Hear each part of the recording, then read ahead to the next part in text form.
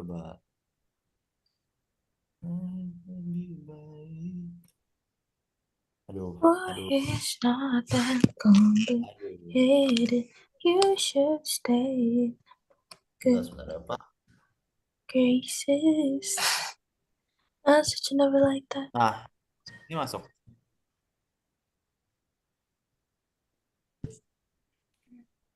Eh, Oh, paling gini jadinya guys. ya nggak apa-apa sih, gue nggak peduli. Ya udah. Lu sambil buka Canva berarti.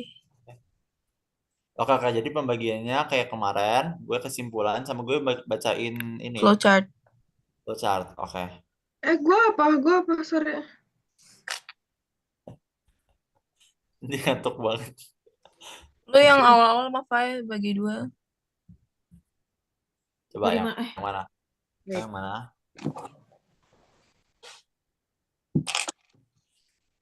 Sampai landasan teori. Gue mau lifting. Masalah itu bagian kalian, gue nggak tahu. Bebas. Dia kan 34, gue 56 ya. Gimana? Gue apa aja? Latar belakang rumusan. Gue tujuan landasan. Oke. Oke, sudah siap.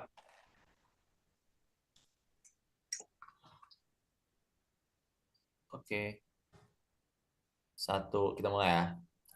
Gue buka. Oke, 1, 2, 3. Selamat pagi, kami dari kelompok 15. Saya Rahadian Caika Wicaksono. Dengan teman saya Lala, Faye, dan Karin. Hari ini kami akan mempresentasikan hasil proyek kami, yaitu sistem keuangan, sistem manajemen keuangan pribadi atau money management system yang telah kami susun.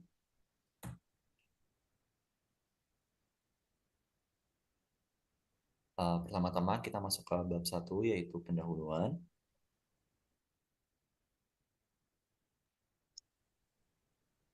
Pertama, saya akan menjelaskan tentang latar belakang untuk program kita. Pertama, dalam era digital ini, kemampuan untuk mengelola keuangan pribadi merupakan skill yang wajib dikuasai bagi masing-masing individu. Di era digital ini juga, banyak banget transaksi keuangan yang dilakukan secara instan melalui aplikasi. Tapi masih banyak banget orang yang masih kesulitan untuk mengatur keuangan.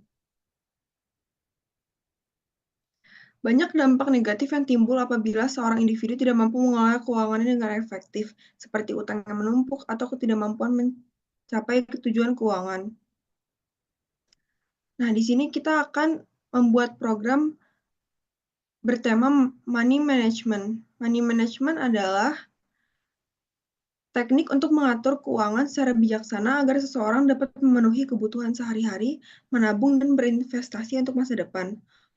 Oleh karena itu, program ini dibuat untuk mempermudah orang-orang dalam money management. Selain itu, program ini juga dibuat dengan menggunakan bahasa pemrograman Python, di mana Python memiliki keunggulan yaitu memiliki ekosistem pustaka yang luas, dan sintaksnya yang sederhana membuat pengembangan aplikasi menjadi lebih mudah.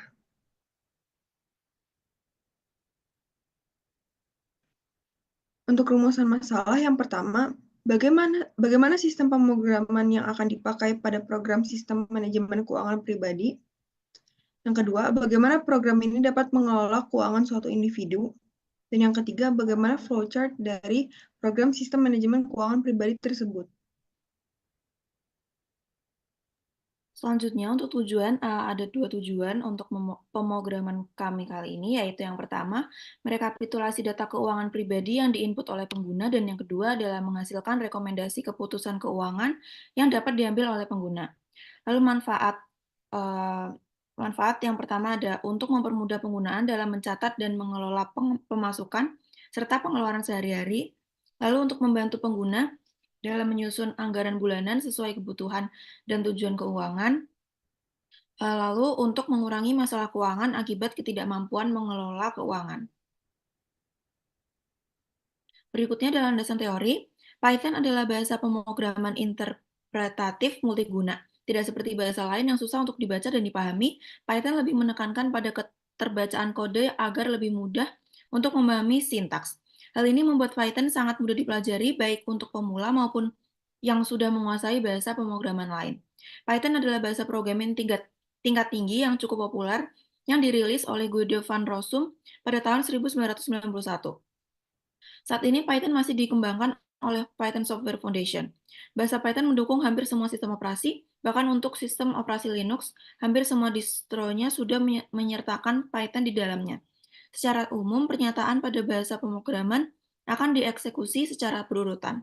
Pertanyaan pertama dalam sebuah fungsi dijalankan pertama, diikuti oleh kedua, dan seterusnya.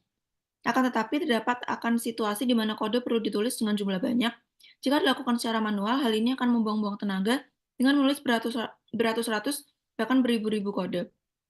Untuk itu diperlukan penggunaan fungsi pengulangan dalam bahasa pemrograman Python. Selanjutnya kita akan masuk ke pembahasan. Untuk yang pertama adalah dekomposisi dari program kami. Istilah dekomposisi sendiri merupakan metode dalam berpikir komputasional yang memecahkan masalah kompleks menjadi submasalah yang lebih kecil agar masalah tersebut mudah dipahami dan dapat diselesaikan. Nah, untuk masalah pertamanya adalah penginputan data. Kami membagi menjadi beberapa submasalah lagi, yaitu penginputan data pemasukan uang. Ini digunakan untuk mencatat jumlah pemasukan dari pengguna.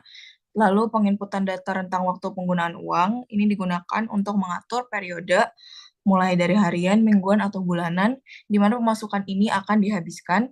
Dan yang terakhir adalah penyimpanan data pemasukan uang dan rentang penggunaan uang. Jadi ini digunakan untuk menyimpan data pemasukan dan periode penggunaan yang akan digunakan sebagai dasar pengelolaan pengeluarannya. Untuk masalah selanjutnya adalah penyortiran keuangan. Nah, jadi di sini dibagi menjadi dua submasalah, yaitu pilihan untuk menabung dan pilihan untuk tidak menabung. Yang selanjutnya adalah pengelolaan data pengguna, di mana ada maximum spending. Ini untuk menghitung batas maksimal pengeluaran berdasarkan data yang sudah didapatkan. Nah, jadi jika ada uang yang ditabung, maksimum spending adalah pemasukan dikurangi oleh besar uang yang ditabung, lalu dibagi oleh rentang waktu penggunaan uang. Jika tidak ada uang yang ditabung, maksimum spending adalah pemasukan dibagi oleh rentang waktu penggunaan uang. Masalah yang terakhir adalah tentang penggunaan uang. Nah, jadi jika pengeluaran kurang dari maksimum spend, maka pengeluaran akan diizinkan dan sisanya masuk ke tabungan. Dan jika pengeluaran lebih dari maksimum spend, pengeluarannya akan ditolak dan sisanya ditambahkan ke tabungan juga. Yang terakhir adalah looping system sampai rentang penggunaan waktu berakhir. Sistem berjalan akan berulang berdasarkan rentang waktu yang telah ditetapkan dan memastikan aturan pengelolaan keuangan tetap berlaku sepanjang periode. Selanjutnya adalah pengenalan pola.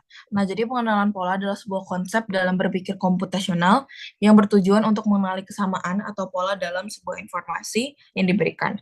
Pengenalan ini dapat membantu kita untuk menyederhanakan sebuah masalah, meningkatkan pemahaman kita mengenai masalah tersebut, sehingga masalah dapat diselesaikan dengan cara yang lebih efektif. Nah, jadi ada beberapa pola dalam program yang kami buat. Yang pertama adalah pola penginputan data. Pola ini mencangkup proses pencatatan data, pemasukan, dan periode penggunaan yang dilakukan pengguna setiap kali mulai pengelolaan baru. Yang selanjutnya adalah pola pengambilan keputusan. Ini termasuk menabung, tidak menabung, dan juga ada pola perhitungan dinamis, maximum spend, yang itu termasuk pengeluaran kurang dari maksimum spend atau lebih dari maksimum spend, seperti yang sudah dijelaskan tadi. Dan juga pola loop berdasarkan siklus waktu. Jadi sistem akan terus berulang dalam siklus yang sudah ditentukan.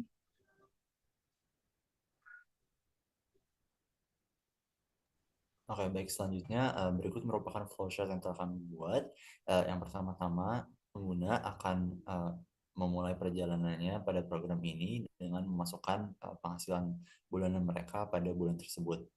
Yang kedua, mereka dapat memasukkan rentang waktu yang dimaksud, yaitu berapa hari dalam terbentuk yang mau mereka input. Selanjutnya akan tampil pertanyaan apakah ada uang yang mau ditabung dari pengguna atau tidak. Apabila iya, maka akan pengguna dapat memasukkan tujuan dan jumlah tabungan yang mereka harapkan, serta pertanyaan lanjutan dari itu adalah apakah masih ada nominal yang ingin ditabung. Jika iya, maka itu akan looping untuk ke pertanyaan untuk ke flowchart yang input tujuan dan jumlah tabungan. Sebaliknya, jika dari awal pengguna sudah menyatakan bahwa tidak ada uang yang ditabung, maka ia langsung diarahkan ke kolom atau bagian di mana pengguna bisa memasukkan maksimum speed yang diharapkan. Sesudah itu, pengguna akan melewati tahapan apakah uang yang tertera di sana mau digunakan atau tidak, dan apakah lebih dari maksimum spend yang sudah diterapkan atau tidak. Apabila tidak lebih dari maksimum spend yang sudah diterapkan, maka uang tidak bisa digunakan dan akan kembali ke tabungan. Mohon maaf, ini sepertinya ada sedikit terbalik di sini. Apabila lebih dari maksimum spend yang sudah diterapkan, maka uang tidak bisa digunakan dan akan kembali ke tabungan. Akan tampil peringatan dan informasi bahwa uang tidak bisa digunakan. Tapi apabila tidak lebih dari maksimum spend, maka uang dapat digunakan dan sisa dari maksimum spend tadi dapat masuk ke tabungan. Selanjutnya akan ada looping untuk mengisi data-data pengguna di hari-hari yang lain, dan akan ada pengisian yang sama untuk hari-hari selanjutnya. Lebih seperti itu. Dan terakhir adalah bab 3 atau bab penutup, di mana isinya merupakan kesimpulan. Kesimpulan yang kami dapat dari proyek ini, yang pertama adalah program sistem manajemen keuangan pribadi disusun dalam bahasa Python yang menggunakan fungsi if-else untuk menampung jawaban dari pertanyaan dengan opsi binar, fungsi loop untuk mengakomodasi input keuangan pada hari yang berbeda, dan fungsi array untuk mengorganisasi data sebagai data berseri. Yang kedua, program sistem manajemen keuangan pribadi bekerja dengan membuat rekapitulasi pemasukan yang diterima dan pengeluaran yang akan dilakukan user. Yang ketiga, program sistem manajemen keuangan pribadi akan merekomendasikan keputusan keuangan yang lebih matang dengan meninjau kemampuan financial user berdasarkan data-data yang sudah diinput. Sekian presentasi dari kami. Terima kasih. Bentar guys. Gue coba stop. Wait. Stop. Oke, harusnya sudah sih. Sebentar ya. Harusnya sudah. Sebentar gue cek. Oke. Aman. Kalian siap-siap dulu aja. Thank you. Sampai ketemu di kampus. Ini udah. Udah jam 8. Yeay. Gue tadi ketiduran terus anjing pas sorry ya, kayaknya masuk deh, nggak tahu nih. Gue kayak Nggak masuk gak sih? Kan ini yang ngomong doang. oh iya, Harusnya Oh gitu. iya. puji Tuhan. Gue Gue kayak layoutnya kayak gini. Yaudah, yuk kita OTW kampus. Sampai ketemu di kampus. Bye. Oke, bye-bye. Guys. Guys, bawa laptop nggak? Bawa nggak ya? Bawa dah. Jujur laptop gue berat banget anjing, tapi kalau udah ada yang bawa laptop, gue nggak usah bawa laptop. Ya nggak usah nggak sih. Yaudah satu aja lah. Yaudah gue bawa. Nggak hilang dia. Bye.